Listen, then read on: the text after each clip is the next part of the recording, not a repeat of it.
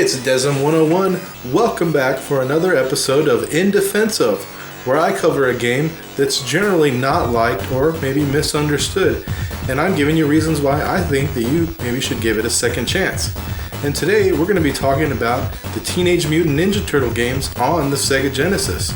Now, these ones were largely overshadowed by the Super NES games, which are generally better, but we're going to have a more in-depth look at mostly the Tournament Fighters games, since that one gets the worst reputation, and also talk a little bit about Hyperstone Heist.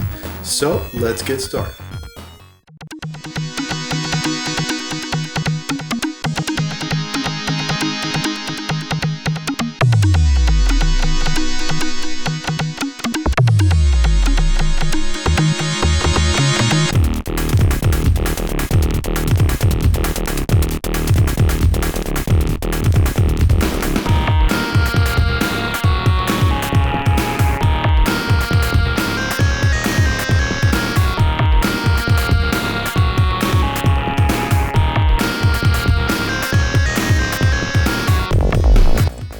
Konami was late to the Sega Genesis party.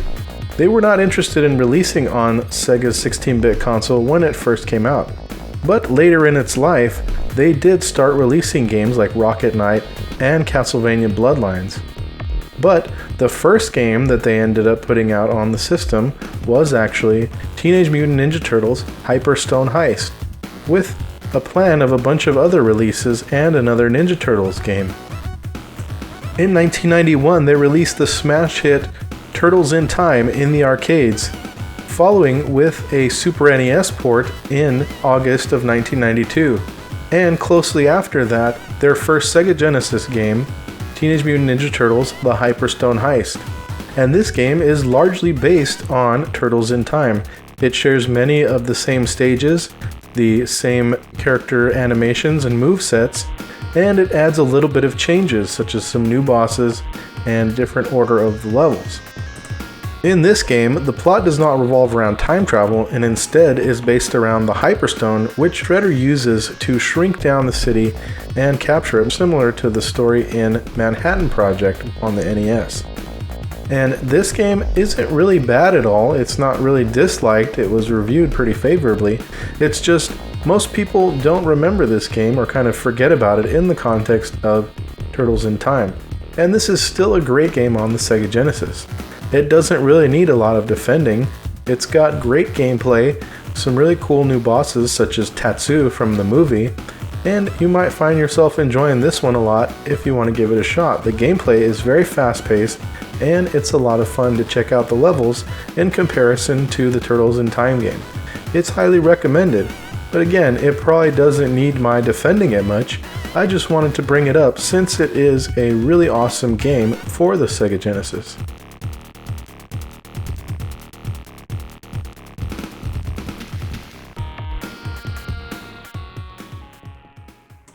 By 1992 and into 1993, the Turtles were losing some of their popularity, and Konami wanted to get one more big hit on their hands.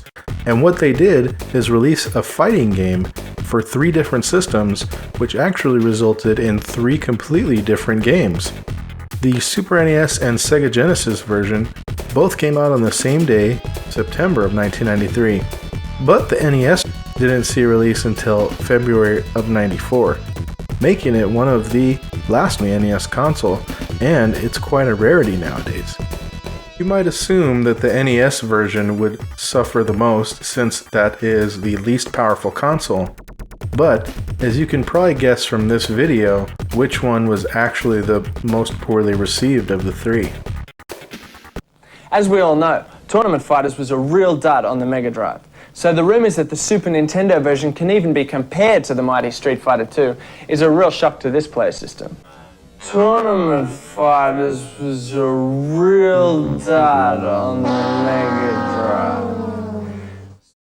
So yeah, it's no secret that Tournament Fighters on Sega Genesis is largely considered the worst of the 3 games, and there's a few reasons why that might be so. If we compare them to each other, the Super NES got the focus of the development effort, perhaps due to partiality from Konami towards Nintendo.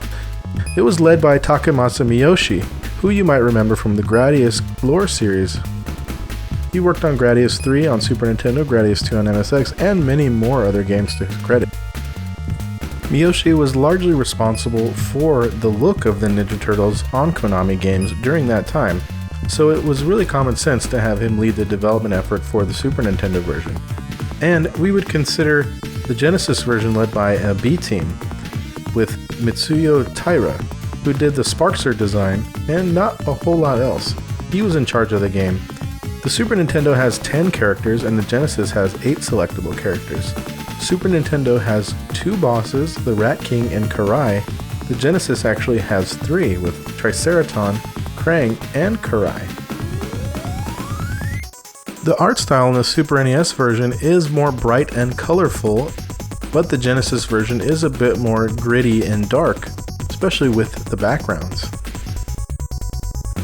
Some other things that people didn't really like about the game were the controls. While the Super NES version handled the punches and kicks more like a standard fighting game like Street Fighter II, the Genesis version only used 3 buttons, and 2 of them are punches and kicks, the other is a taunt. And the strength of the attacks is handled by pressing towards the opponent or just pressing the button on its own. If you press towards the opponent, it's actually stronger. The other weird thing is that there is not different moves for each character if you use the punch or the kick button. Each one of the attacks will activate the same special move regardless if you use punch or kick. Control-wise, this would seem like a step backward, especially when you compare it to Street Fighter II like all fighting games did at the time. However, it's a much more simple fighting game, not as in-depth as many other fighters, but it's good for pick-up-and-play action. The art design, especially in the backgrounds, is very striking and makes some very interesting scenes. However, it lacks the animation and depth once again, so it seems like they just couldn't really add enough details to some of these backgrounds, making it feel kind of empty, even though it looks interesting. While the Super NES has a power meter where you can do super moves, the Genesis version has desperation moves instead, which can be activated using a special attack with the taunt maneuver when your energy is low and life bar is flashing. One thing that definitely needs to be mentioned is the stellar soundtrack on the Sega Genesis version, which is courtesy of Miki Higashino, who is very well known at Konami for being a part of their excellent music team. The characters in the game are pretty interesting, including Casey Jones, who doesn't tend to make a whole lot of appearances. He's very welcome in this game. Others included are Ray Fillet, aka Man Ray, who you might recall from the Archie's comics, and a playable version of April O'Neil, who resembles Asuka from the Super NES game, and also a new character known as Sisyphus, who is some kind of beetle mutant, and really not a very interesting character. The bosses, Krang and Triceraton, aren't particularly cool, although they are really cheap and can lead to some very frustrating times in the game trying to finish it. But when you compare it to the Super NES version, it's really hard to make a strong case for the Genesis game. The Super NES version has characters like Super Shredder and really unique environments with animation, tons of features, but the Sega Genesis does feel kind of rushed in comparison. Though, when you view the game on its own without comparing it to the Super NES game, it's still a pretty good time, and I know I enjoyed it when I first played it and even now playing it for this video. So, while the game may not be fondly remembered nowadays, I still think it's a pretty good time and worth checking out, particularly if you're into Ninja Turtles games and unique art styles. There's quite a bit to be experienced here.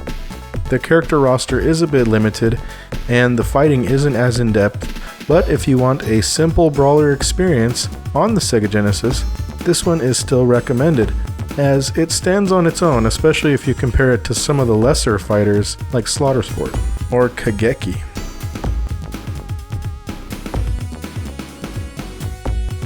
And that's gonna wrap it up for today's video, guys. Thank you so much for watching all the way through the end of the video. I really appreciate it. What are your thoughts on Tournament Fighters? Did you play any of these games when they first came out? Do you like the NES version the most? Or the Super NES? Or perhaps the Genesis? Let me know your thoughts in the comments below. Alright, thanks so much for tuning in.